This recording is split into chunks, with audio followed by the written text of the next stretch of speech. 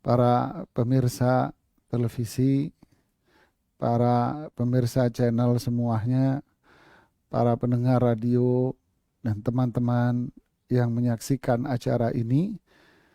Semoga Allah Subhanahu wa Ta'ala senantiasa membukakan pintu-pintu rahmatnya buat kita semuanya, membimbing kita, menuntun kita menuju jalan yang diridhoi oleh Allah Subhanahu wa Ta'ala, jalan yang lurus yang bisa menghantarkan pelakunya menuju surga Allah Subhanahu wa Ta'ala. Allahumma ja'alna minhum ya muthabbital qulub, thabbit qulubana ala dinik. Wahai zat yang membolak-balikkan hati, teguhkan hati kita ini di atas syariatmu, di atas Al-Quran, di atas petunjuk Rasulullah Sallallahu Alaihi Wasallam. Para jamaah sekalian, hari ini pertemuan yang kedua jatuhnya ya. Ini pertemuan yang kedua kita pada kajian kita tentang Asmaul Husna. Ya. Pada pertemuan yang lalu, pertemuan pertama kita membahas dua hal. Pertama, membahas tentang pengertian Asmaul Husna, apa itu maknanya. Yang kedua, kedudukan Asmaul Husna. Ingat, materinya waktu itu adalah syaraful ilmi bisyarafil ma'lum. Kemuliaan sebuah ilmu itu dilihat dari kontennya. Kalau kontennya mengenalkan kita kepada Allah, mengenalkan kita kepada nama-nama Allah, sifat-sifat Allah, perbuatan-perbuatan Allah, berarti ini ilmu yang paling mulia, tidak ada yang lebih mulia dari ilmu ini. Makanya kedudukannya adalah ini adalah inti dari semua ilmu. Ini inti dari iman. Ini inti dari syariat Islam, dari apa yang ada di dalam Al-Quran, Sunnah, ini intinya. Merupakan ilmu yang memiliki kedudukan yang sangat tinggi sekali. Lalu pada hari ini kita akan membahas insya Allah pada tanggal berapa ini? Tanggal 21 ya. Tanggal 21 November kita akan bahas tentang manfaat mempelajari Asmaul Husna. Ya, ini manfaatnya sekarang. Hari ini agak beda, insya Allah kita akan tampilkan, sajikan kepada para jamaah materinya ya dalam bentuk slide-slide materi. Nah, seperti ini. Jadi nanti per materi kita akan sajikan. Nanti insya Allah di akhir acara, selesai acara, teman-teman yang tergabung dalam grup ya akan bisa menerima materi ini di grup masing-masing. Ya, di grupnya akan menerimanya.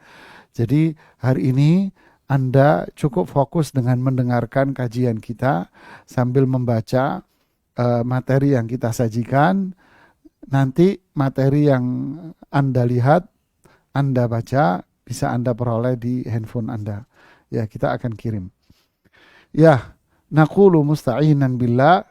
Kita memulai dengan memohon pertolongan hanya kepada Allah Subhanahu wa Ta'ala. Materi kita hari ini adalah manfaat mempelajari Asmaul Husna. Apa manfaatnya? Nah, di sini coba dilihat, dibaca di di layarnya ya, yang di layar televisi di televisi, yang di handphone, yang di radio saya bacain. Ya, yang di radio bisa saya bacakan. Mempelajari Asmaul Husna akan melahirkan manfaat-manfaat yang sangat besar sekali. Tidak akan didapat bagi mereka yang meninggalkannya. Ya, pepatah Arab mengatakan faqidus syai'i la yu'ti. Orang yang tertinggal atau tidak memilikinya, tentu dia tidak akan bisa memberi. Jadi manfaat yang begitu besar bagi Asmaul Husna hanya bisa diperoleh bagi siapa? Bagi mereka-mereka yang mempelajarinya dengan benar. Manfaat yang pertama, memahami Asmaul Husna akan menumbuhkan, memahami, faham, Bukan faham terjemah saja maksudnya, tapi memahami kandungannya. Ya, memahami Asmaul Husna dengan benar akan menumbuhkan kecintaan. Jadi lahir kecintaan kepada Allah, lahir pengagungan, ta'zim, ijlal. Ya, akan melahirkan pengagungan, akan lahir takut, al-khauf kepada Allah, akan lahir roja, harapan, dan akan lahir ikhlas, beramal kepada Allah. Semakin dalam dia seseorang kita mempelajarinya, tentu akan semakin kuat berserah dirinya terhadap hukum Allah dan semakin jauh dari kemaksiatan. Jadi kalau kita catat di papan, ya, sambil Anda ngelihat, sambil kita coret-coret di papan, ya, kita belajar Asmaul Husna. Asmaul Husna, kita singkat AHA. Nah, kita belajar Asmaul Husna. Akan lahir dari sini apa? Kita belajarnya nih. Ketika kita mempelajarinya, maka akan lahir sebuah kemuliaan-kemuliaan dari sini. Apa lahirnya dari sini? Lahir dari sini cinta. Nah, lahir dari sini pengagungan kepada Allah. Pengagungan. Kita mengagungkan hanya Allah Subhanahu wa ta'ala. Akan lahir takut. Akan lahir harapan. Ya kan? Akan lahir ikhlas. Nah, ini adalah komponen ibadah yang paling kuat buat kita. Inilah komponen apa, ikhwah? Ibadah. Nah, ya, ini komponen ibadah. Para ulama mengatakan ibadah itu dibangun di atas pilar apa? Cinta, pengagungan, takut, harapan, dan ibadah itu diterima atau tidak oleh Allah dilihat dari apa? Keikhlasan. Lihat sebuah rangkaian mereka yang mempelajari Asmaul Husna ini. Ya. Artinya semakin kuat seseorang mempelajari ini, ketika ini kuat pada dirinya, ini kuat, maka ini pun akan semakin kuat pula padanya. Ya. Tapi kalau ini melemah, kalau ini redup, melemah, maka yang terjadi adalah lemah pula ibadahnya dia. Ya, subhanallah. Jadi inilah jamaah. Ibadah komponennya ini. Ini adalah iman juga. Sama. Ya. Subhanallah ya. Lihat ini. Semakin kuat dia belajar Asmaul Husna, maka ini akan semakin besar pada dirinya. Makanya Allah bilang apa jamaah? Coba Allah berfirman apa? Innama yakhshallaha min ibadihi al-ulama. Innama yakhsha kurang. Innama yakhshallaha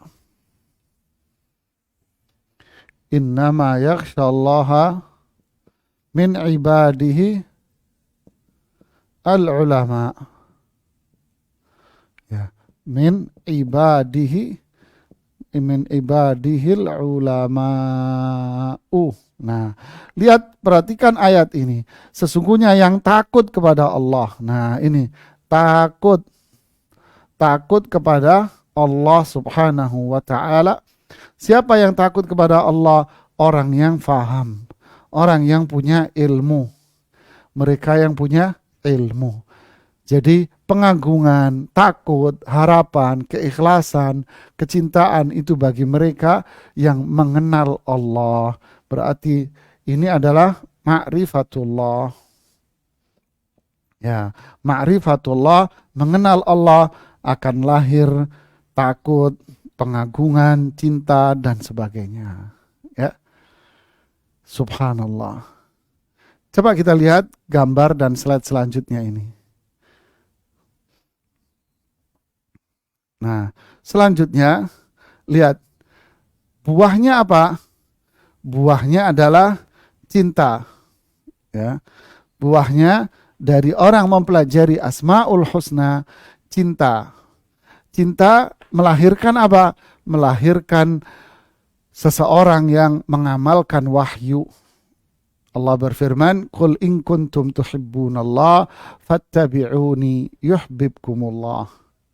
Katakan, jika kalian itu cinta kepada Allah, maka ikutilah aku. Nah, lahirlah cinta apa? Al-ittiba', mengamalkan wahyu, mengamalkan Quran dan mengamalkan petunjuk Rasulullah sallallahu alaihi wasallam. Lahirlah yang kedua, yaitu harapan. Harapan melahirkan apa, ikhwah sekalian? Wa akhwat, para jamaah, pemirsa, pendengar radio. Harapan melahirkan apa? Melahirkan seseorang yang melaksanakan perintah. Ya, gunung kudaki, lautan ku seberangi. Yang penting ini perintah Allah dan Rasulnya. Wah, kan gitu kan. Jadi mereka akan lakukan, mereka akan terjang untuk mengharapkan rahmat Allah. Para sahabat, kita kasih contoh yang ekstrim, umpama ya, jihad. Ya, mereka walaupun pasukan mereka sedikit, jumlahnya sedikit, peralatannya biasa saja, tapi mereka tetap berjuang dan Allah berikan kemenangan-kemenangan buat mereka. 3, melahirkan takut. Takut ini lahir pula pada dirinya apa? Indikatornya. Ya, indikatornya. Kalau orang pendidikan bilang indikatornya apa? Komponen yang menunjukkan keberhasilan. Nah, apa itu? Meninggalkan larangan. Ya, meninggalkan larangan. Jadi orang yang mempelajari Asmaul Husna akan lahir pada dirinya seseorang yang bakal meninggalkan semua kemaksiatan-kemaksiatan. Lahir pula yang keempat pada dirinya, yaitu apa? Ikhlas. Yaitu tauhid, dia hanya beribadah kepada Allah. Lahir iyyaka na'budu wa iyyaka nasta'in. Dia hanya beribadah kepada Allah, memohon pertolongan hanya kepada Allah, berserah diri hanya kepada Allah. Lawannya adalah dia akan meninggalkan syirik. Inilah jamaah. Orang yang belajar Asmaul Husna, dia akan lahir pada dirinya komponen-komponen yang merupakan ini pilar utama dari ibadah kepada Allah. Coba lihat yang ada di papan tulis. Ya. Coba lihat yang di papan tulis. Nah, kan ketemu. Nah, inilah yang di papan tulis ya. Kalau mau yang dicatat, catat yang di papan tulis saja. Ya, kalau mau catat yang di papan tulis.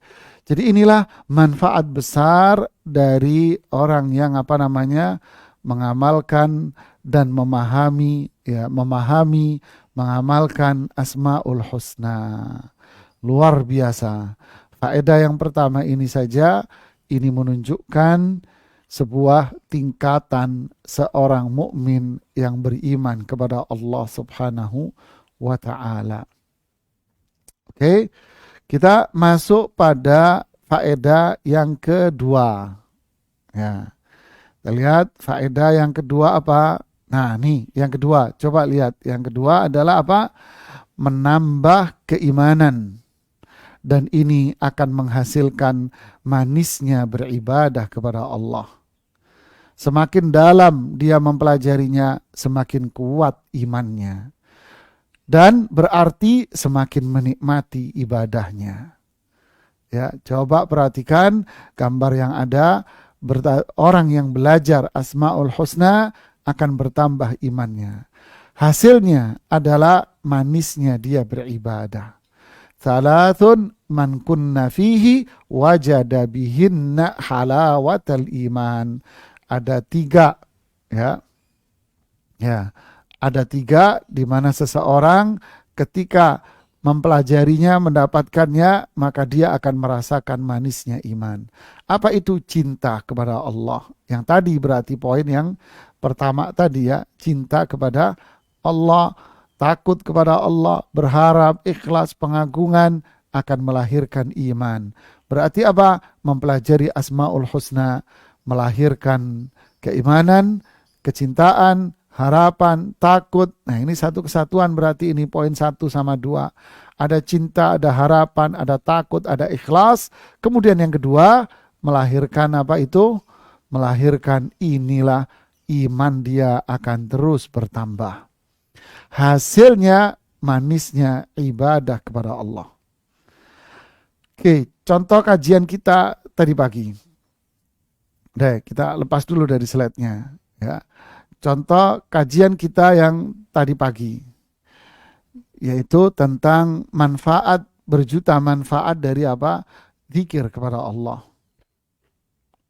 Di situ Imam Ibnu Qayyim rahimahullah bercerita tentang gurunya, Syekhul Islam Ibnu Taimiyah. Kita tahu sejarah kehidupan Ibnu Taimiyah itu penuh syarat sekali dengan apa? Fitnah-fitnah yang luar biasa. Hingga pada akhirnya beliau dipenjara oleh pemerintah zalim yang hidup di zaman itu. Beliau pun digiring ke penjara. Ketika sudah dekat dengan penjara, Syekhul Islam Ibnu Taimiyah membaca sebuah ayat Al-Quran. Ibnu Qayyim bercerita saat itu Syekhul Islam Taimiyah membaca ayat. Wa duribat bainahum bisurin batinuhu fi rahmah wa zahiruhu min qibalihil adab. Baca ayat, mau masuk penjara, baca ayat. Apa yang dibaca? Dibuatkanlah tembok-tembok yang mengitari mereka. Di dalam tembok itu mereka mendapatkan rahmat, karunia, nikmat yang luar biasa. Tapi di luar tembok itu mereka mendapatkan azab. Syekhul Islam mengatakan, penjara bagi saya adalah sebuah kesendirian dalam berzikir dan ibadah. Kalau saya dibunuh, itulah namanya meninggal dalam kondisi syahid. Kalau saya diusir dan diasingkan, itulah sebuah perjalanan rekreasi, kata beliau. Jadi justru mereka, orang-orang ulama-ulama seperti ini, benar-benar mendapatkan kenikmatan yang luar biasa. Sampai Ibnu Qayyim mengatakan, saya tidak pernah melihat orang yang benar-benar mendapatkan kebahagiaan dari hidupnya seperti yang saya lihat pada diri Syekhul Islam Ibnu Taimiyah. Tentu ini dimensi waktu beliau, ya, yang di zamannya. Luar biasa, sangat menikmati kebahagiaan itu. Sampai Syekhul Islam mengatakan, surga itu senantiasa saya bawa, kebun-kebun itu senantiasa saya bawa kemanapun saya pergi. Maksudnya apa? Hatinya dipenuh dengan kegembiraan, kebahagiaan. Dia menyanjung Allah, memuji Allah subhanahu wa ta'ala. Beliau sosok yang sangat kenal dengan Allah subhanahu wa ta'ala. Ma'rifatullah, kenalnya dengan dia, dengan Allah. Sampai Syekhul Islam mengatakan, lalu siapa orang yang dipenjara sebetulnya? Yang dipenjara sebetulnya adalah orang yang hatinya itu jauh dari mengingat dan menyanjung Allah. Siapa orang yang ditawan sebetulnya? Adalah orang yang hatinya ditawan oleh hawa nafsunya. Jadi kita kembali ke poin yang kedua ini. Ya, coba lihat poin yang kedua. Apa faedahnya? Ya, poin yang kedua, dari faedahnya adalah menambah keimanan. Iman ini akan tumbuh semakin kuat seiring dia mempelajari, mengenal Allah dengan nama-nama dan sifat-sifatnya yang mulia.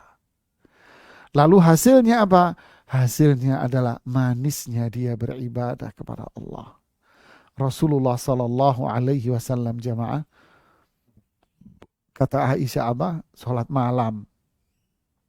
Terus sholat malamnya apa? Sholat malamnya itu sampai kakinya bengkak. Kan gitu kan?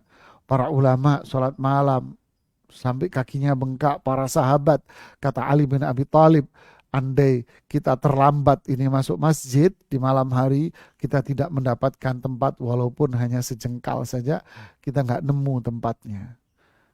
Luar biasa mereka. Para ulama begitu pula as-salafus saleh, Sampai Imam Al-Bukhari sholat dengan kaki bengkak. Beliau tidak menyadarkan, nggak sadar kalau kakinya udah bengkak karena digigit binatang berbisa. Subhanallah. Benar-benar menikmati ibadah yang mereka lakukan. Ini adalah faedah yang kedua dari belajar Asmaul Husna. Yang ketiga, nah ini rentetannya. Coba lihat yang ketiga ini jemaah. Yang ketiga dari faedah belajar Asmaul Husna, melahirkan ketenangan jiwa, tumakninah dalam hatinya, lapang dada hatinya, dan surga menjadi tempat tinggalnya. Serta melihat wajah Allah di surga adalah kenikmatan yang puncak di dalam surganya. Allahu Akbar. Lihat kronologi dari yang pertama. Melahirkan cinta, pengagungan, takut, harapan, ikhlas. Berarti apa? Imannya bertambah. Hasilnya manis dia beribadah, menikmati ibadah. Itulah namanya kebahagiaan. Tenang jiwanya, hatinya selalu tumakninah, lapang dada. Ya, subhanallah. Inilah sebuah kebahagiaan yang pada akhirnya surga menjadi tempat tinggalnya. Kebahagiaan paling puncak yang bakal dia rasakan adalah melihat wajah Allah subhanahu wa ta'ala. Ya. Kata Syekhul Islam Ibnu Taimiyah, siapa yang tidak memasuki surga dunia, dia tidak akan bisa memasuki surga akhirat.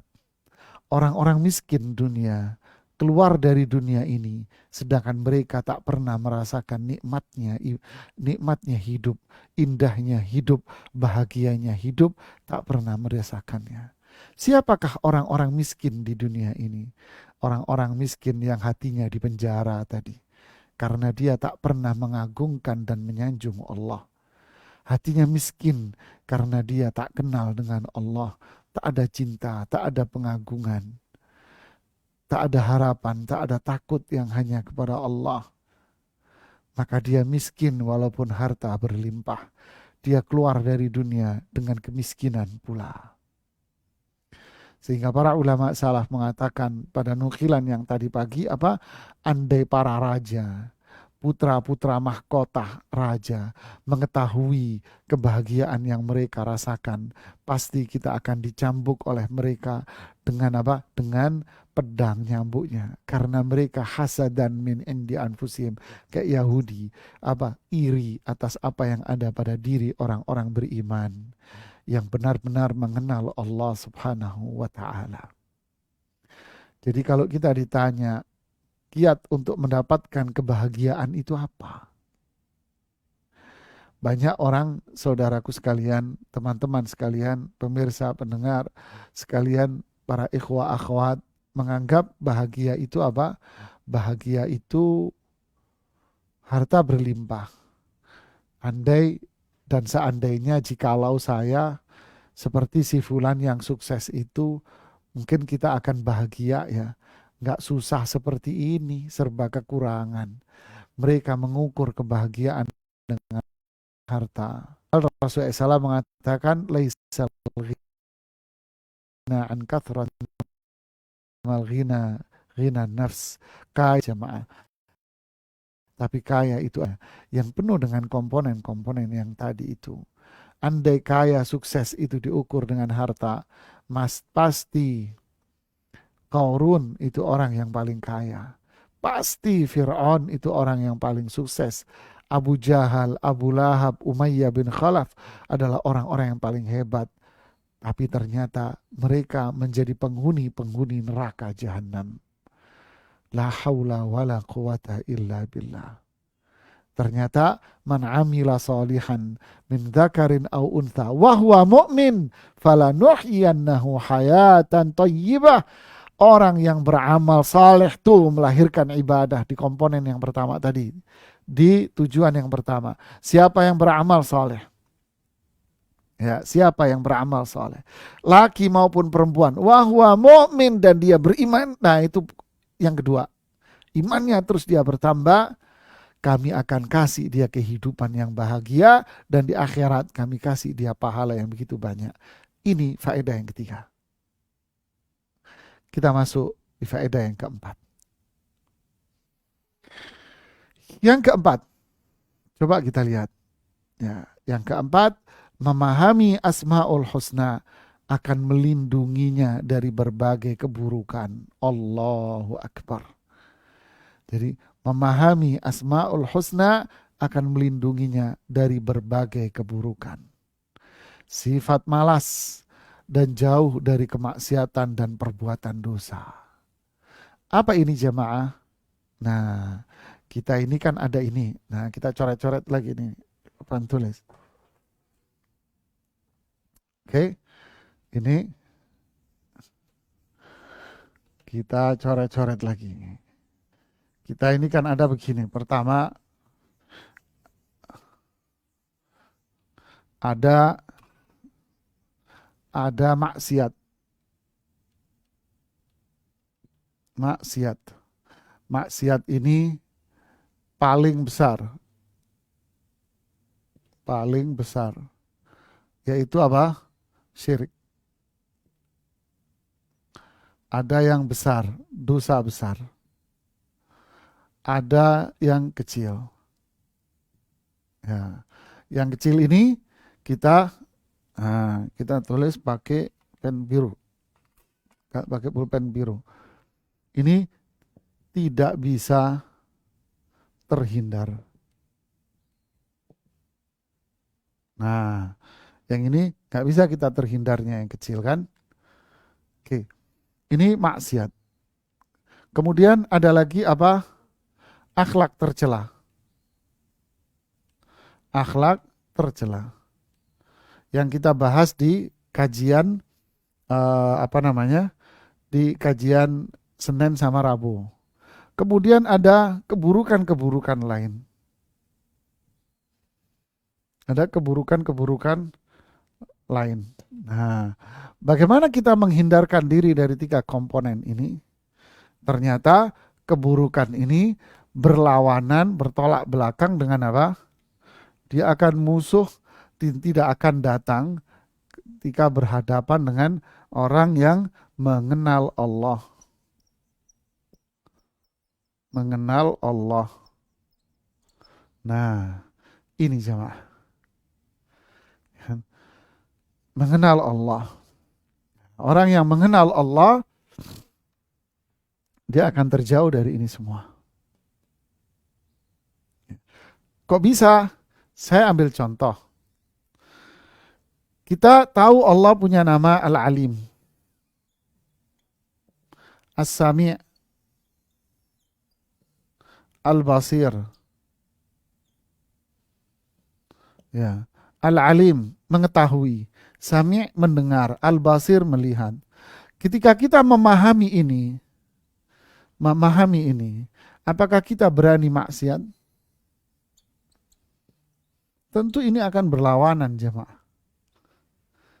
Dan Allah mengetahui. Waduh, apapun yang kita perbuat, Al-Khabir. Nah, ini lebih spesifik, lebih dahsyat lagi ini nama Allah yang ini. Al-Khabir. Mengetahui yang sekecil apapun. Allah tahu. Kalau kita memahami ini dengan baik, apa kita berani berbuat dosa, jemaah? Kalau kita faham dengan baik As-Sami', Allah mendengar, apa berani kita terus berbicara semau kita sendiri? Berarti di sini maksiat ini kan ada ucapan, ada apa? Ada perbuatan. Nah, apa iya kita berani terus bermaksiat di sini? Mengucapkan ucapan yang haram, maksiat, berbuat perbuatan yang haram. Kalau kita faham ini, kita mikir 10 kali, 1000 kali mungkin. Allah itu Al-Alim, Allah itu Sami', Allah itu Basir. Subhanallah. Makanya dari sini ya, mengenal Allah Subhanahu wa taala akan melahirkan orang yang jauh dari maksiat. Syirik, dia nggak berani. Kenapa? Dia sadar kalau Allah itu contoh Ar-Razzaq, Ar-Raziq. Allah itu maha pemberi rezeki. Berarti yang ngasih rezeki semua yang ada di alam siapa? Allah subhanahu wa ta'ala. Allah al-mun'im, yang memberikan nikmat semuanya.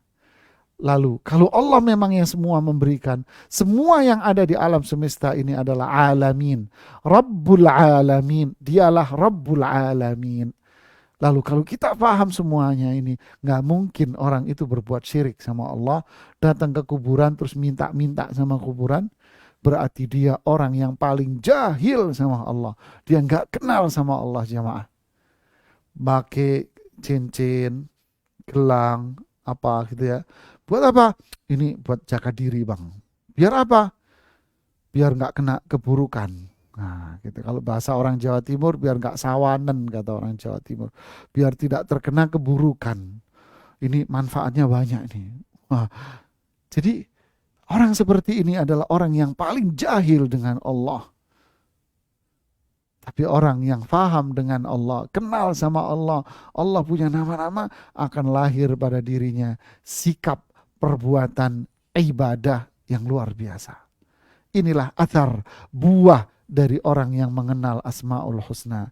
Baik pada perilaku sehari-hari maupun pada ibadah dia kepada Allah subhanahu wa ta'ala. Semakin dia mengenal, semakin jauh dari maksiat, akhlak tercela, dan keburukan-keburukan lain. Malas, ya, putus asa, kan seperti ini. Ini termasuk apa? Di sini termasuknya nanti apa? Malas, putus asa, ya, putus asa dan sebagainya dan sebagainya. Subhanallah. Oke, selanjutnya poin yang keberapa? Yang kelima, manfaat yang kelima.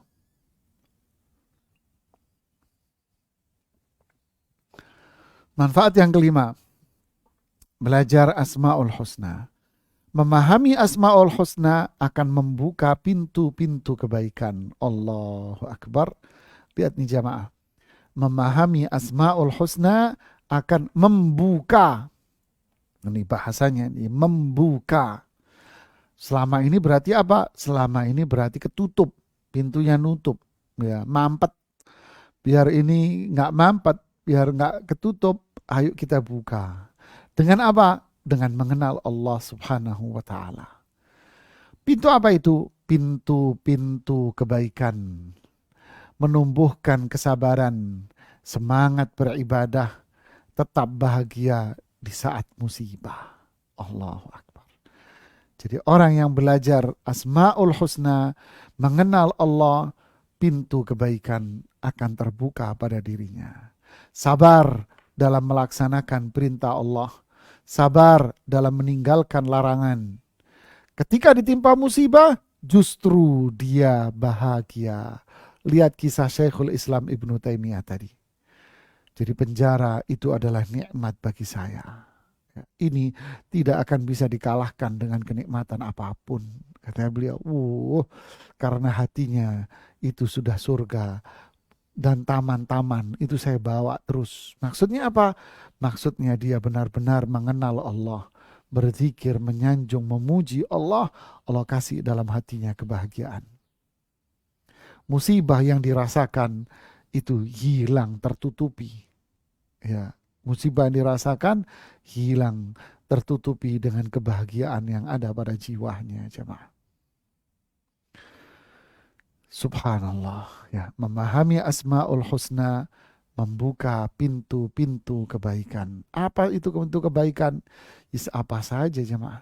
Sabar, dia akan terus mengamalkan itu. Mengamalkan perintah Allah, meninggalkan larangan Allah, walaupun dicaci maki, dihina orang, ada musibah, dia sadar. Ditimpa musibah ini, dia sadar kalau Allah itu zat yang mulia. Dia sadar kalau Allah subhanahu wa ta'ala adalah zat yang memiliki nama-nama al-husna. Lihat pengertian husna kemarin. Apa itu? Zat yang sempurna dalam kebaikannya. Sempurna dalam kebaikannya. Berarti apa yang sudah Allah berikan, apa yang sudah Allah turunkan kepada hamba ini, Allah takdirkan pada dia musibah, ya, yang dia rasakan mungkin buruk, tapi ketika dia mengenal nama-nama Allah, dia sadar bahwa ini bukan keburukan, tapi ini kebaikan. Ini adalah tangga-tangga menuju kemuliaan. Kata orang jamaah, makan nggak makan tetap ketawa dia. Kenapa? Saya yakin nanti saya mau makan juga kok. Allah pasti akan memberikan hambanya nikmat, jangan khawatir. Yang penting saya usaha, yang penting saya bekerja, pasti akan dibukakan pintu kebaikan. Allahu Akbar. Rasulullah Shallallahu Alaihi Wasallam bersabda jamaah, ajaban li amril mu'min. Lihat, ajaban li amril mu'min. Ya, urusan orang beriman ini ajabah, menakjubkan sekali, mengagumkan sekali, dahsyat jemaah. Kenapa? Inna amrahu kullahu khair. Semua urusan orang beriman itu jadi baik. Menakjubkan, luar biasa, dahsyat. Semua urusan orang beriman itu jadi baik. Kenapa? Jika dia ditimpa keburukan, sabar dia. Justru malah bahagia dia. Kalau mendapatkan kenikmatan, tambah bersyukur dia. Semua kondisi yang ada pada dirinya dihadapi dengan senyuman dan kebahagiaan terus. Karena dia kenal bahwa Allah itu sempurna dalam kebaikannya. Tidak ada keburukan sedikit pun dari zat Allah, nama Allah, sifat Allah maupun perbuatannya. Inilah manfaat besar. Kemudian yang ke-6. Lihat nih jamaah. Yang ke-6 apa ini? Mempelajari Asmaul Husna sangat membantunya memahami ayat-ayat Al-Quran. Sangat membantunya sangat membantunya memahami ayat-ayat Al-Quran. Di dalam Al-Quran banyak sekali penyebutan Asmaul Husna dan sifat-sifat sesuai dengan konteksnya, sesuai dengan redaksi ayatnya.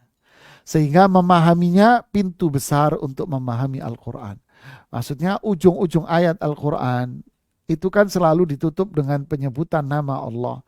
Jadi penyebutan nama Allah ini pasti ada korelasi dengan redaksi ayat yang sebelumnya.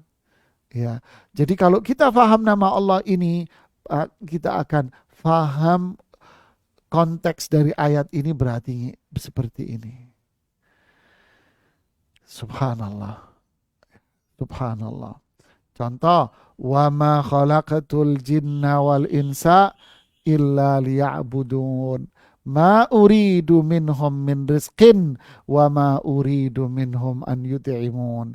Innallaha huwar razzaqu dzul quwwatil matin. Lihat jemaah. Kami, kata Allah, tidak akan menciptakan jin dan manusia kecuali untuk ibadah kepada Allah. Ma uridu minhum, saya tidak menginginkan dari manusia rezeki. Dan saya tidak menginginkan dari manusia itu apa? Mereka memberi makan kepadaku, kata Allah. Innallaha huwar razzaq. Sesungguhnya Allah lah zat pembeli rezeki al-matin yang maha kuat. Berarti kalau kita faham, mengenal Allah, faham nama-nama Allah, kita akan faham ayat ini. Apa itu? Bahwa Allah adalah zat satu-satunya yang diibadahi. Nama lafzul jalalah, lafaz Allah artinya makluh, yaitu apa? La ilaha illa huwa. Tidak ada sesembahan yang patut diibadahi kecuali Dia. Berarti Allah menciptakan manusia untuk ini. Bertauhid, beribadah hanya kepada Allah. Kemudian di sini disebutkan nama Razzaq, pemberi rezeki. Artinya apa? Ketika manusia melakukan kewajiban dia sama Allah, melakukan tugas kita sama Allah, maka Allah akan mencurahkan rezekinya. Lihat fahamnya kita dengan nama-nama Allah ketika kita kenal. Oh, tapi kan rezeki saya sekian, teman saya begian. Itu rezeki dia, ini rezeki Anda. Berarti apa yang kita terima saat ini, itu di mata Allah cukup. Ini sudah keberkahan, itulah ibadah. Jadi orientasi besar yang harus kita kejar adalah bertauhid, mewujudkan la ilaha illallah, rezeki pasti dikasih. Makanya Imam Ibnu Katsir mengomentari ayat ini, siapa yang bertauhid dan beribadah akan membuka pintu rezeki buat dia. Allahu Akbar. Ya, subhanallah. Faedah yang ke-7. Nah, ini yang ke-7 ini jamaah. Apa itu? Memahami Asmaul Husna akan menjadikannya memahami kekurangan-kekurangan dan aib-aib yang ada pada dirinya. La ilaha illallah. Kenapa? Ketika kita faham ternyata Allah itu maha sempurna. Allah itu maha sempurna dalam kebaikannya. Allah itu maha tinggi dengan sifat-sifatnya. Terus manusia selama ini belum melakukan kewajiban dia kepada Allah. Semakin kita kenal Allah, semakin cinta dan sayang. Semakin cinta dan sayang melahirkan ketaatan dan kepatuhan seperti pada poin-poin di atas. Tapi kalau kita nggak paham sama ini, akan lahir al-jahlu. Apa itu al-jahlu? Kebodohan. Kebodohan melahirkan sebuah lingkaran setan. Apa itu? Sombong. Ya kan? Ya, orang sombong. Sombong itu apa? Menganggap dirinya sudah the best. Manusia sudah paling hebat. Hasad, iri sama orang, dengki sama orang.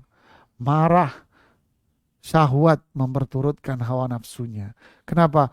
Karena dia nggak kenal sama Allah. Tapi kalau kenal, dia akan senantiasa introspeksi diri. Kok bisa? Ya, sombong itu hanya milik Allah. Sombong itu milik Allah. Al-kibriya uridai. Faman akhadahu minni qadhaftuhu finnar. Dalam hadits qudsi Allah berfirman, kesombongan itu adalah surban keagungan dan kebesaranku. Hanya milik Allah. Siapa yang mengambilnya, saya lemparkan dia ke dalam neraka jahanam. Allah kasih kita memang syahwat. Allah bekali kita suka dengan lawan jenis, senang dengan harta dan sebagainya. Tapi kalau kita kenal sama Allah, kita akan sadar jangan sampai ini menjerumuskan kita ke dalam lembah azab yang tidak diinginkan oleh Allah Subhanahu wa taala. Hasad, iri, kalau kita kenal nama-nama Allah, kita tak akan hasad sama orang, jamaah. Kenapa hasad itu muncul? Hasad itu kan tidak terima nikmat yang diberikan Allah kepada saudaranya.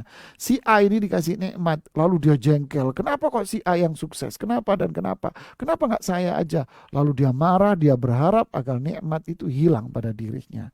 Kenapa? Karena dia nggak kenal sama Allah. Kalau dia kenal sama Allah, dia akan mengatakan itulah nikmat yang Allah berikan kepada dia. Dan nikmat saya, inilah nikmat yang Allah berikan kepada saya.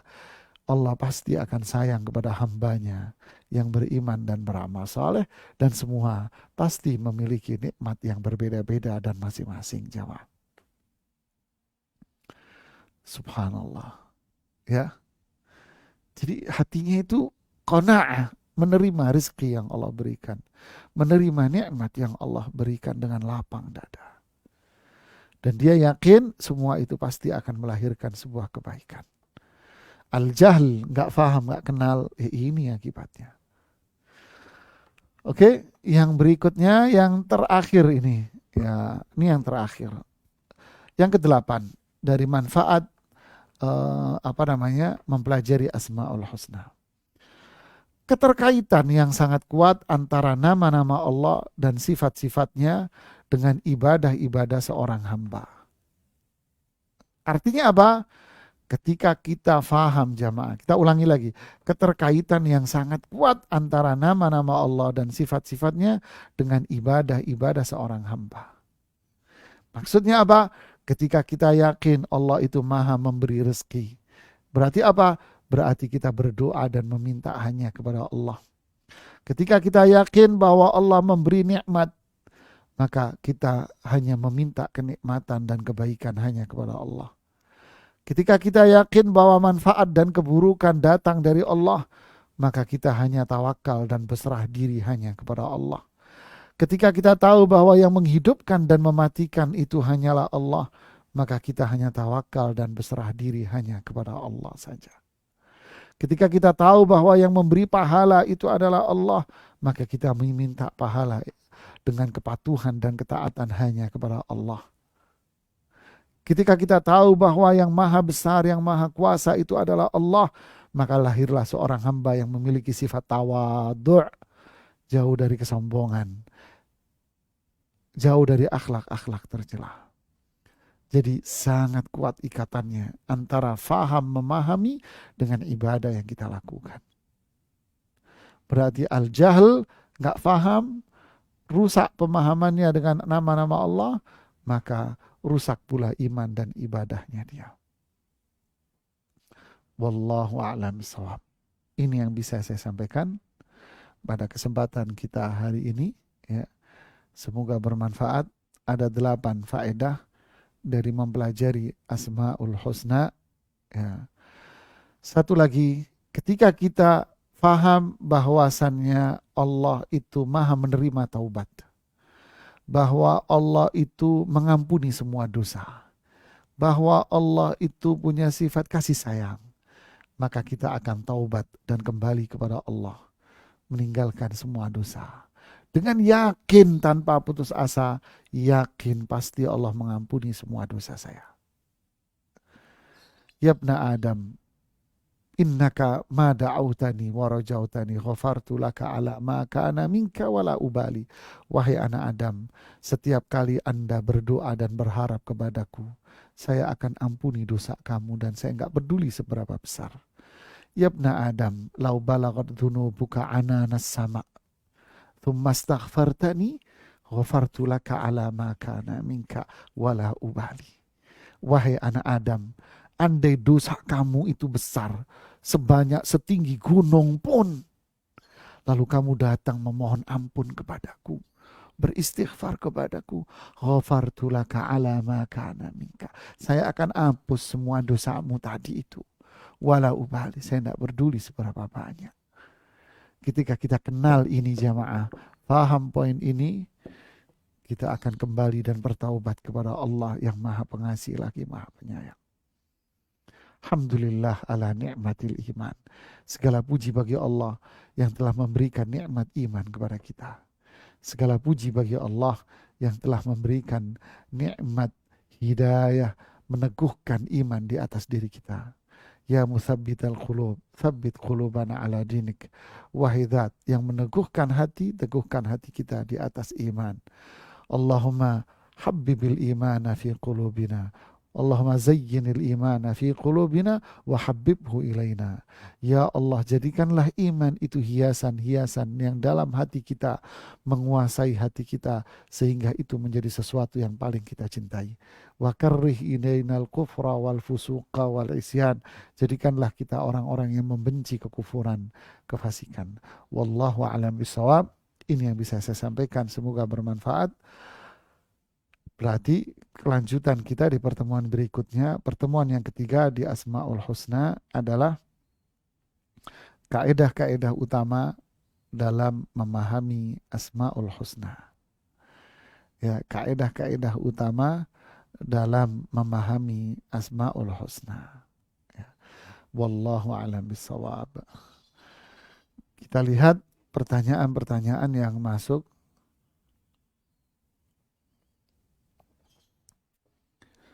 Pertanyaan yang pertama, ini dari Ibu Yeni, ini rajin ini dengar ini Masya Allah, pagi yang duha Masya Allah ya. Pertanyaannya, Assalamualaikum Ustaz. Waalaikumsalam. Bolehkah Asma'ul Husna dijadikan zikir dalam suatu pengajian? Ya, Asma'ul Husna, Bismillah, Alhamdulillahi wa ba'd. Asma'ul Husna ini memang pujian, sanjungan, pengakuan dari Allah. Dipakai untuk apa? Untuk berdoa.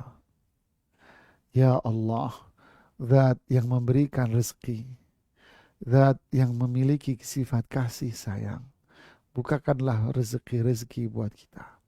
Ya Allah, Asy-Syafi, yang menyembuhkan penyakit.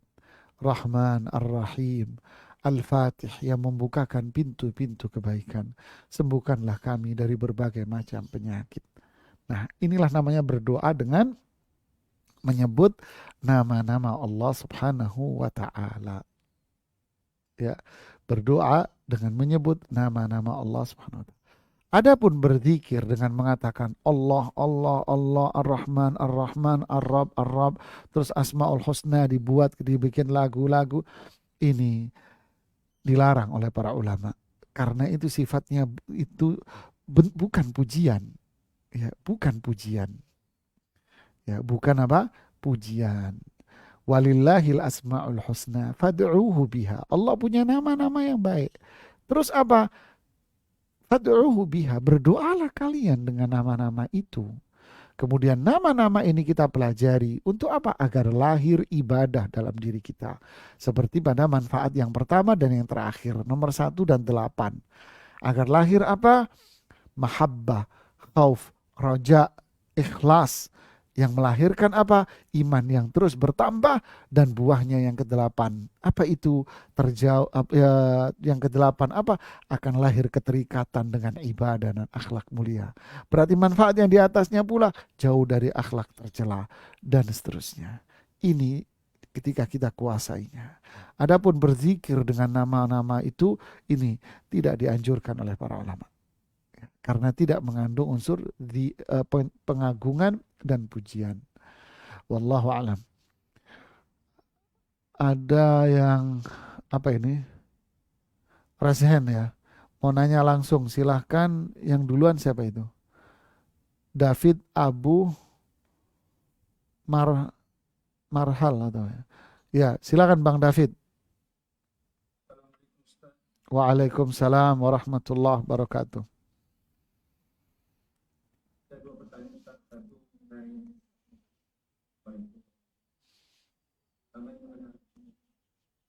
Ya, silakan Bang David. Sebenarnya berdasarkan dalil dalam Al-Quran dan Sunnah itu berapa jumlah sunnah dengan nama sunnah Ustaz? Karena dulu pernah sekolah itu mengatakan jumlah 9 bahkan ada juga 24. Bagian itu banyak itu kisahnya bahwa dari Quran syariat atau mungkin adakah buku rujukan yang benar dan bagus untuk dibaca tapi tidak translate bahasa Indonesia? Iya, iya. Ya, bismillah, alhamdulillah, wassalatu wassalamu ala rasulillahi wa ba'd. Yang ditanyakan Bang David ini insya Allah nanti masuk dalam kajian kita di pertemuan ketiga, yaitu kaedah-kaedah dalam memahami Asmaul Husna. Di antara kaedahnya saya kasih bocoran dulu nih Bang. Apa itu Asma'ullah Ta'ala tauqifiyah? Nama-nama Allah itu tauqif. Tauqif itu apa? Berpijak pada dalil. Apa yang Allah sebutkan di dalam Al-Quran berkaitan dengan nama-namanya, itu yang kita imani. Ya, tidak menambah dan tidak mengurangi.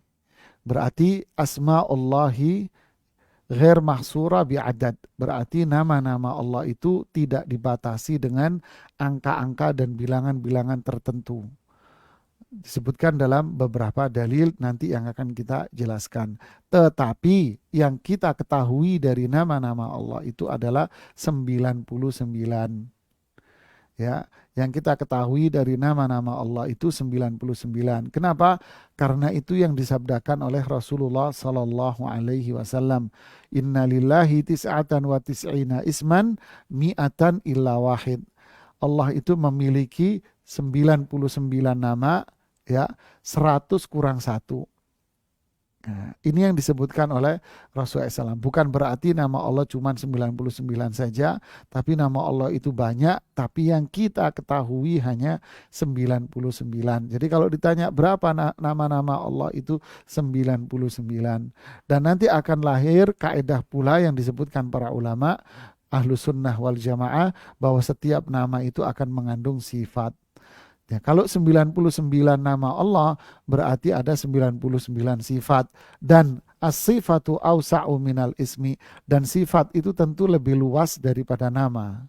Ya, jadi pembatasan dengan 22 nama, 22 sifat wajib dan sebagainya ini adalah pandangan dan prinsip yang tidak diyakini oleh para ulama ahlus sunnah wal jamaah. Ikuti terus Bang David untuk mengetahui kaedah-kaedah utama dalam Asmaul Husna sebelum kita belajar masuk nanti ya.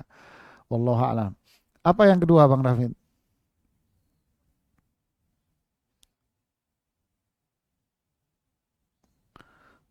Silakan disampaikan.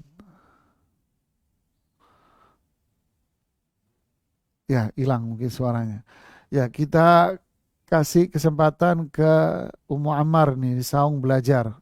Silakan Ummu Ammar.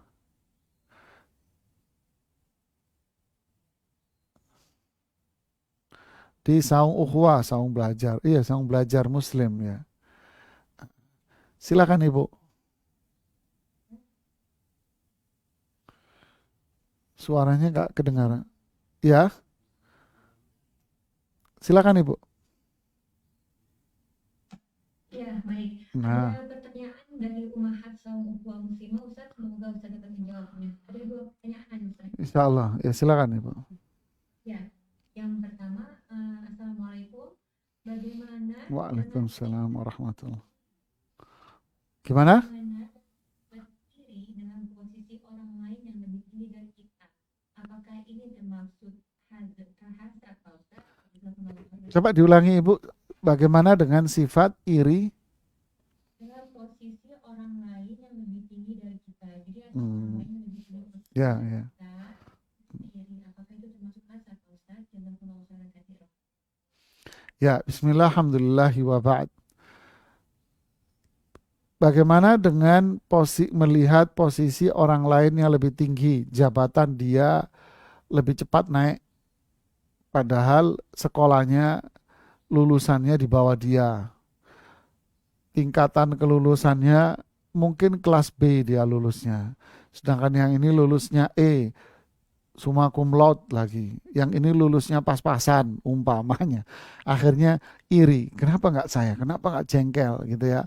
Nah ini juga bagian dari apa? Hasad. Dan itu akan semakin berbahaya Ibu.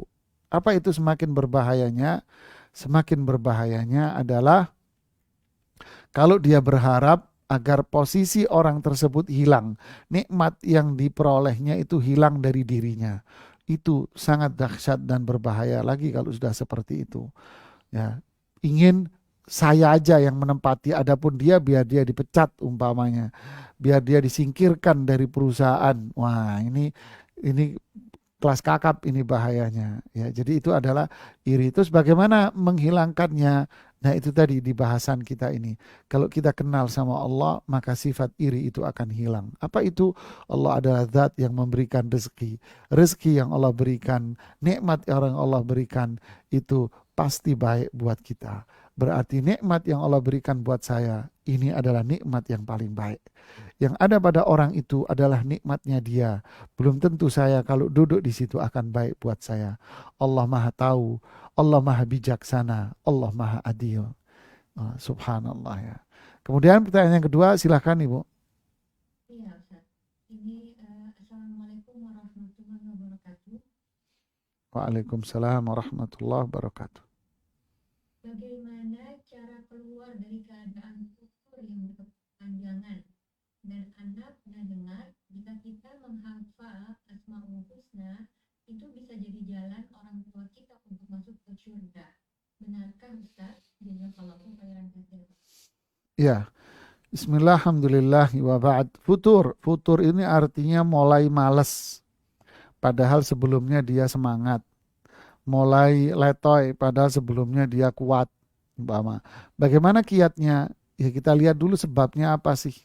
Penyebab dia futur itu apa? Ya, kalau penyebab futur adalah hatinya dia yang keras, ya ini mazharnya, bentuk orang yang futur adalah karena hatinya yang keras. Berarti dia mulai jauh dari zikir kepada Allah, mulai jauh dari ilmu. Berarti Solusinya adalah mulai dia belajar lagi biar nggak futur. Diperangi, harus dia mulai duduk lagi di majelis ilmu. Mulai dia berzikir mengingat Allah subhanahu wa ta'ala. Berarti dia jauh dari ilmu. Berarti bisa jadi sebabnya karena rufaqa, teman-teman yang buruk. Ya, berarti dia harus menjauhi pertemanan yang buruk. Kembali kepada cari teman-teman yang baik. Ya, bisa jadi karena lingkungan yang buruk, berarti dia harus menjauhi itu semuanya, beralih kepada lingkungan yang baik. Jadi dia harus memerangi, tidak membiarkan dirinya berada dalam kondisi yang terus menurun dan terus menurun, jika tidak akan berbahaya pada dirinya. Yakinlah kebaikan itu akan diperoleh orang-orang yang menginginkan kebaikan itu. Kebaikan tidak akan tiba bagi orang yang duduk dan duduk-duduk saja. Berusahalah dan terus berusaha, pasti hidayah Allah itu akan tiba, dibukakan bagi mereka yang berusaha. Duduk-duduk saja, bermalasan-malasan saja, justru keburukan dan kesengsaraan akan menghampiri dirinya. Ini yang harus kita sadari, ini yang harus kita fahami ya. Wallahu a'lam bissawab. Kemudian kita masuk di pertanyaan chat ya, gantian nih. Pertanyaan chat ini banyak banget ini. Ada pertanyaan dari Ibu Munjiati. Wah, ini kasus warisan ini. Suami meninggal dunia tahun 2010. Saat wafat, istrinya ada, punya anak laki-laki dari A dan B, satunya dari A dan B duanya. Kemudian menantu nggak ada urusan. Jadi ketika dia meninggal 2010, ada istri dan anak laki-laki. Oke. Kemudian A dan B menikah tahun 73 dengan campur harta dan masing. Ini mohon maaf yang bersangkutan nanti aja ditanyakan by phone aja ya. Karena ini kayaknya panjang ini Ibu, biar kita kasih kesempatan bertanya kepada yang bertanya berkaitan dengan materi saja ya. Nanti silakan telepon di nomor admin, nanti insya Allah bisa ngobrol sama saya leluasa enak ya. Kita lanjutkan pertanyaan dari Ibu Emi. Ya, Assalamualaikum Pak Ustadz. Jadi Asmaul Husna itu kita harus hafal dan untuk dijaharkan sebelum berdoa. Mohon penjelasan Pak Ustadz. Ya, alhamdulillahi wa ba'd. Nanti akan ada bahasan khusus tentang ayat inna lillahi tis'atan wa tis'ina isman mi'atan illa wahidah man ahsoha dakhalal jannah. Allah memiliki 99 nama. 100 kurang 1. Man ahsoha, siapa yang melakukan ihsa, dia akan masuk surga. Nah, di sini ada penjelasan dari para ulama, termasuk penjelasan dari Imam An-Nawawi rahimahullah mazhab Syafi'i. Makna dari ihsa itu apa? Apakah cukup seseorang hanya menghafal dan membacanya seperti dilakukan begitu, kemudian dia masuk surga? Jawabannya pasti tidak. Ya, pasti tidak kalau hanya sekedar ngapalin saja. Ya, tidaklah. Lalu apa yang dibutuhkan di sini? Yang dibutuhkan di sini adalah memahami maknanya. Sekali lagi yang dimaksud dengan makna bukan terjemah jamaah, tapi memahami makna yang terkandung di dalamnya, lalu yang ketiga dia mengamalkannya. Ini yang dimaksud dengan istilah ihsa, dan nanti kita akan bahas pada tema kaidah-kaidah sebelum mempelajari kaidah-kaidah berkaitan dengan Asmaul Husna. Ya, wallahu a'lam. Kemudian ada yang raise hand Ibu Evi. Ya, silakan Ibu Evi. Barusan sudah dijelaskan sama Ustaz. Jadi saya tadinya mau menanyakan tentang hadis yang berbunyi sesungguhnya Allah memiliki 99 nama, 101. Siapa yang menjaganya, maka dia masuk surga. Saya ingin bertanya, apakah orang yang menjaga 99 nama Asmaul Husna akan masuk surga? Iya. Ya, terima kasih Ibu, Masya Allah. Ini jamaah para jamaah sudah nggak sabar ini. Ya pelan-pelan dulu. Nanti kita masuk kaedah-kaedah baru terbuka gitu ya. Materinya sudah disiapkan ya. Untuk kaedah-kaedah itu sudah sebagian materi sudah disiapkan.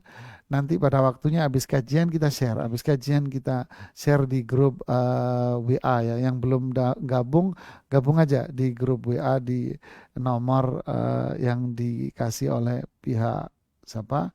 Pihak admin ya. Oke, kita Di luar tema yang tadi pagi harusnya saya tanya tadi tapi udah terlanjur selesai kan. ya silakan. Mengenai ini Ustaz, mengucapkan alhamdulillah setelah dakwah itu apakah dibolehkan dan bagaimana hukumnya? Ya, bismillah, alhamdulillah wa ba'd. Rasulullah SAW bersabda, eh, jika seseorang itu makan, idza akala aw syarib, fahamidallah. Jika seseorang itu makan atau minum, lalu setelah itu dia membaca alhamdulillah, maka Allah akan mencurahkan rahmat dan kebaikan ridhonya kepada dia. Subhanallah. Jadi ini adalah jalan, cara, sebab untuk mendatangkan ridho dan rahmat Allah kepada kita. Jadi ketika kita selesai melakukan suatu hal yang nikmat, yang baik gitu, kita ucapkan alhamdulillah. Habis makan, alhamdulillah. Habis minum, alhamdulillah. Ya sampai bangun tidur pun dibilang alhamdulillah, kita dibangunkan kembali oleh Allah Subhanahu wa taala. Aisyah mengatakan Rasulullah sallallahu alaihi wasallam kalau mendapatkan kebaikan beliau mengucapkan alhamdulillah alladzi bi ni'matihi tatimmus shalihat. Jadi ini pujian kembali kepada Allah, ini pujian. Nah, Asmaul Husna lagi, ini memuji Allah dengan nama dan sifatnya. Kalau mendapatkan keburukan gimana? Kalau mendapatkan keburukan, Aisyah mengatakan, kalau Rasulullah SAW mendapatkan keburukan, tetap Rasulullah SAW mengatakan, alhamdulillah ala kulli hal. Segala puji hanya milik Allah atas semua kondisi yang menimpa saya. Jadi nikmat akhirnya musibah yang tadi itu masuk dalam pembahasan manfaat yang tadi. Ya, luar biasa. Kemudian kita masuk di pertanyaan chat dulu ya.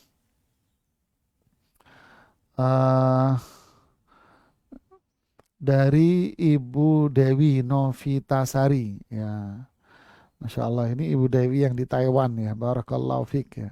Assalamualaikum warahmatullahi wabarakatuh. Waalaikumsalam warahmatullahi wabarakatuh.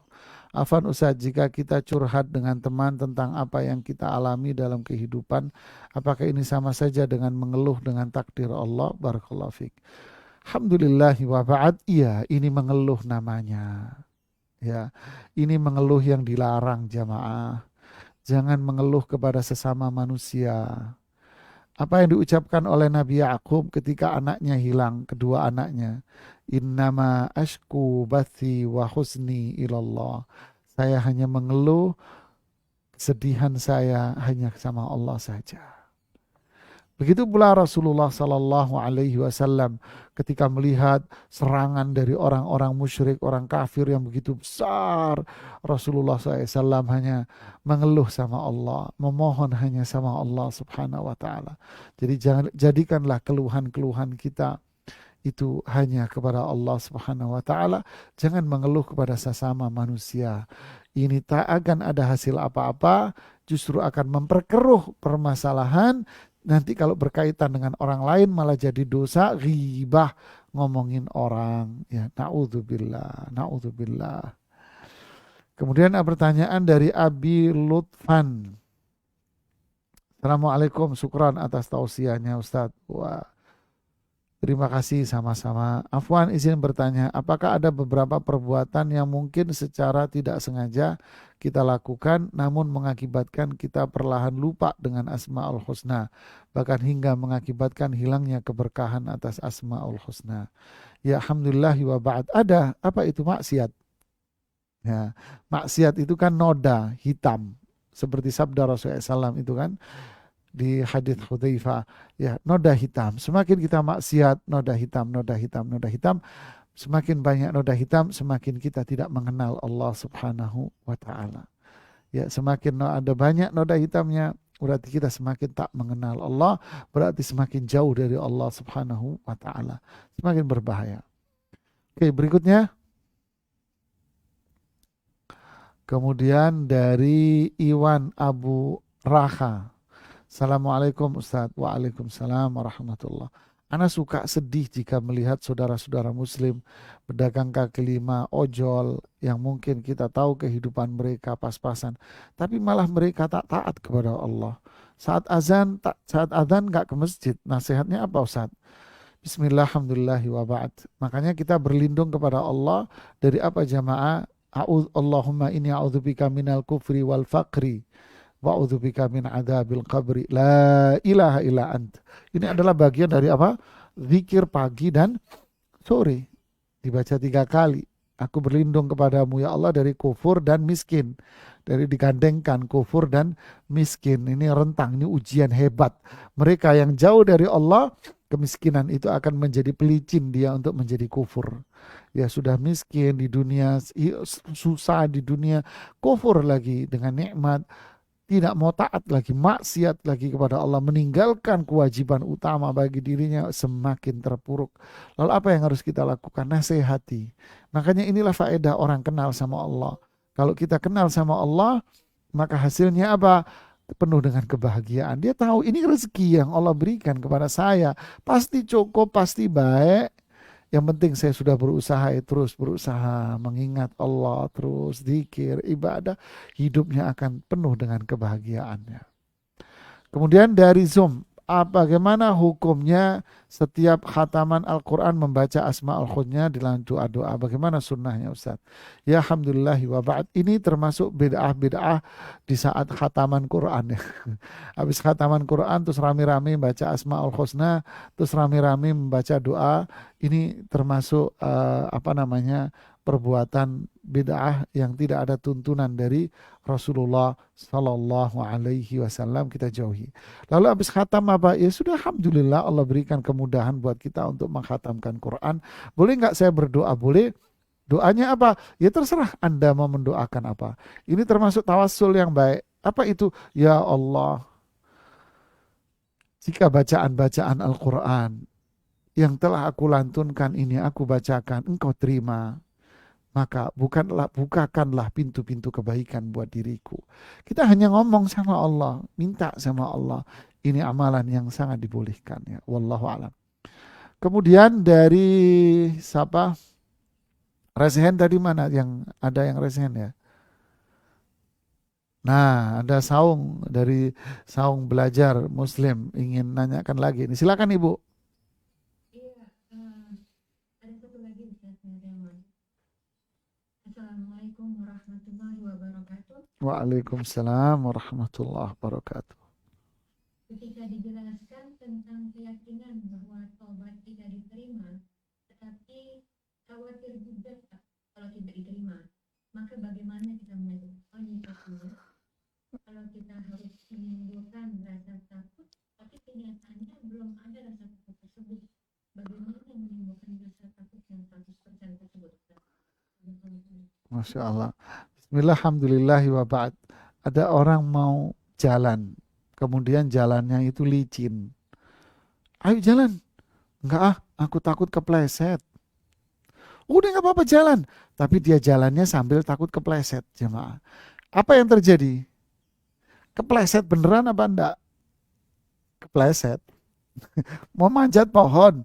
Enggak saya takut jatuh. Ya udah nggak apa-apa, itu mangganya sayang. Udah tua-tua.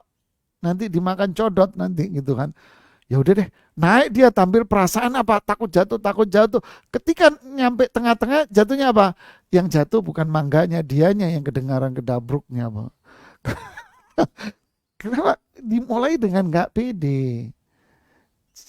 Apalagi kita berkaitan dengan Allah. Ini termasuk bagian dari apa? Su'udzan, prasangka buruk. Tobat. Saya pangu tobat, tapi apa iya Allah nerima saya? Ya, ini prasangka buruk, berarti dia bukan orang yang kenal sama Allah. Coba kita kenal sama Allah. Allah punya nama-nama yang sempurna dalam kebaikan. Nama-nama Allah ini, kenapa nama-nama Allah itu sempurna dalam kebaikan? Karena nama-nama Allah ini mengandung sifat. Contoh, Allah punya nama At-Tawwab. Nama Allah, Nama ini adalah sempurna sudah dalam kebaikannya. Kenapa? Karena nama ini mengandung sifat. Apa sifatnya? Allah menerima taubat. Berarti ada buahnya. Berarti apa? Siapapun yang bertaubat, pasti Allah akan terima.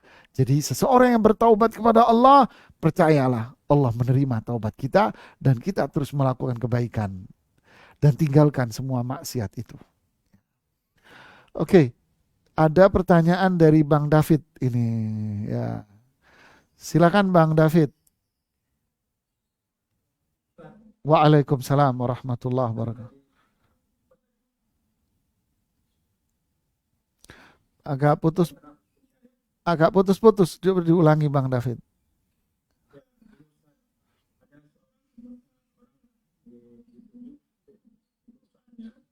Untuk mengawasi sebuah proyek, dilakukan oleh kontraktor. Kemudian setelah proyek itu selesai, ini semua, supaya kontraktor itu memberikan hadiah kepada berupa uang kepada yang pengawas tadi. Tapi sebelumnya nggak ada perjanjian bahwa nanti pasti itu nggak ada perjanjian kita mereka. Nah ini status uang ini halal tak, tidak haram tak, boleh tak kita uangnya jadi kasih apakah boleh diserahkan atau Pertanyaan saya Bang David, apakah karyawan tersebut digaji oleh perusahaan itu untuk pekerjaan tersebut? Termasuk tugas dia. Berarti kontrak dan MOU yang dibuat antara dia dengan perusahaan untuk pekerjaan itu.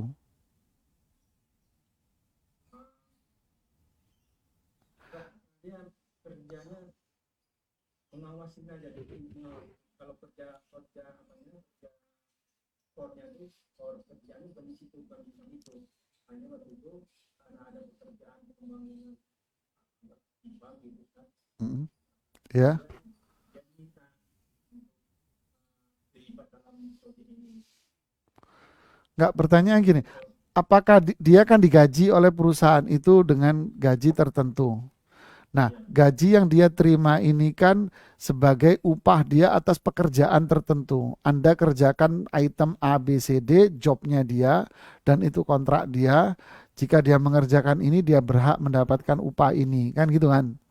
Nah, apakah item-item yang sudah disepakati pekerjaannya itu termasuk pengawasan ini?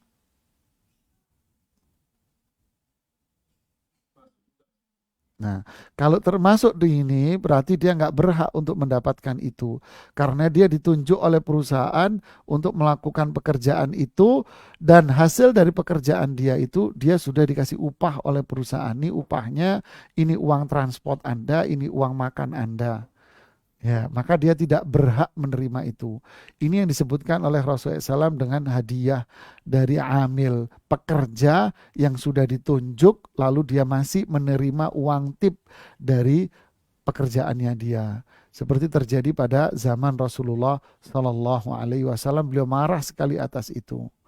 Nah, kenapa si customer itu memberikan hadiah kepada dia? Karena dia yang mengurusi pekerjaan, karena dia yang punya policy, karena dia yang mengawasi.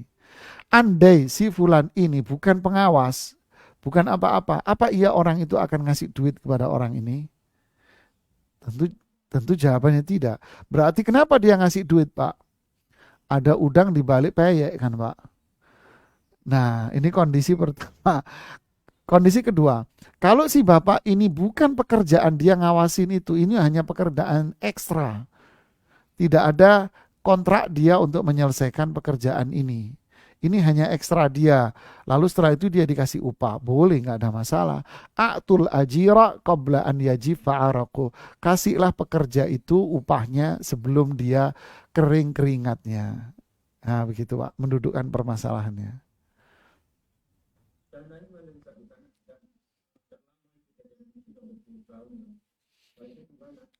Kalau dulu sudah terjadi berpuluh-puluh tahun, ya sudah bertaubat kepada Allah, tidak diulangi dan perbanyaklah sedekah agar Allah membersihkan harta kita dari unsur-unsur yang haram.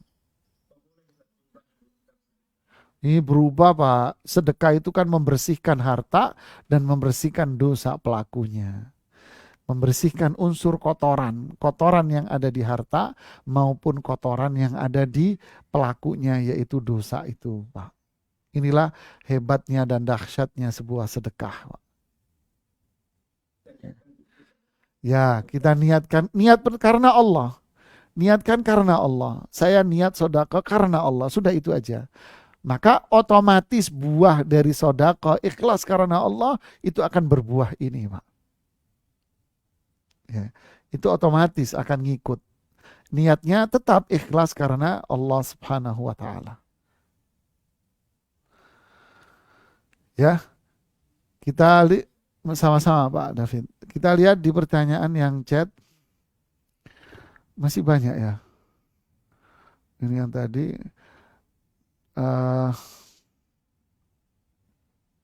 ini yang tadi ini sudah ini. Kemudian ya ini, seorang suami sudah menikah 24 tahun dan tak punya anak. Tahun ke-25 suaminya menikah lagi. Pertanyaannya, kalau suami meninggal dunia, apakah harta yang didapat selama 24 tahun dengan istri pertamanya, istri keduanya dapat? Jazakallah khairan. Ya alhamdulillahi wa ba'd. Iyalah tentu. Dalam Islam tidak ada istilah, oh ini harta yang diperoleh setelah menikah, ini harta yang diperoleh sebelum menikah. Dalam Islam tidak ada prinsip seperti ini. Itu hanya ada di dunia lain selain Islam. Ya kalau dalam Islam berlaku pokoknya dia wafat punya harta deh. Ini jadi warisan. Mau hartanya diperoleh barusan, mau hartanya diperoleh sebelum nikah, kapanpun itu menjadi warisan. Ya, wallahu a'lam bishawab. Saya mohon maaf sekali dengan banyaknya pertanyaan ya, karena sebentar lagi saya juga ada kajian lain dengan majelis lain, jadi saya harus istirahat sebentar. Ya, mohon maaf pertanyaan-pertanyaan yang lain yang belum terjawab. Semoga di pertemuan berikutnya kita bisa menjawab pertanyaan-pertanyaan ini. Ya, kita tutup dengan doa kafaratul majlis. Subhanakallahumma bihamdik, asyhadu an la ilaha illa anta, astaghfiruka wa atubu ilaik. Assalamualaikum warahmatullahi wabarakatuh.